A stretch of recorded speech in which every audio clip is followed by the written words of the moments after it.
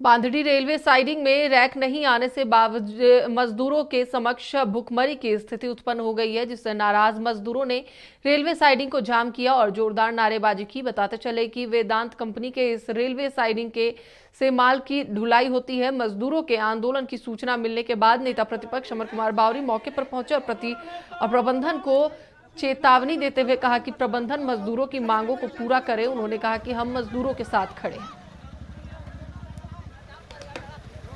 लगातार सड़क मार्ग से ट्रांसपोर्टिंग करने के कारण रेक आने कम हो गए हैं, जिससे इनके जीवन के समक्ष रोजी रोटी का समस्या और जिस तरह से रेल लाइन इन्होंने बिछाया है, आने वाले दिनों में वो रेल लाइन के माध्यम से अपना जो है रेक अंदर तक लेके जाएंगे, वैसे 1000 लोगों को बेरोजगारी का सामना करना पड़ सकता है। सबसे बड़ी परेशानी है कि यहाँ के जो बांडी रेलवे साइडिंग के मजदूर हैं भुखमरी के कागार पे हैं।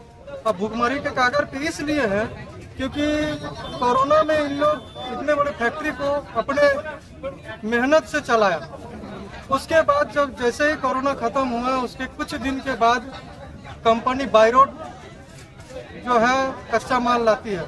अब पता नहीं इसमें कंपनी का लॉस है कि क्या प्रॉफिट है, लेकिन यहाँ के जो मजदूर है वो तो भुखमरी के कगार में है।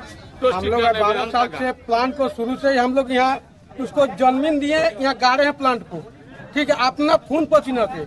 आज हम लोग को पहले के 90 रेक 100 रेक का रहा था, हम लोग को अच्छा उससे रोजी रोटी बाल बच्चा घर में पसंद हो रहा था। अभी साला बाई रोड मंगा के गाड़ी और अपना काम चला रहा है। हम लोग कहाँ जाएंगे?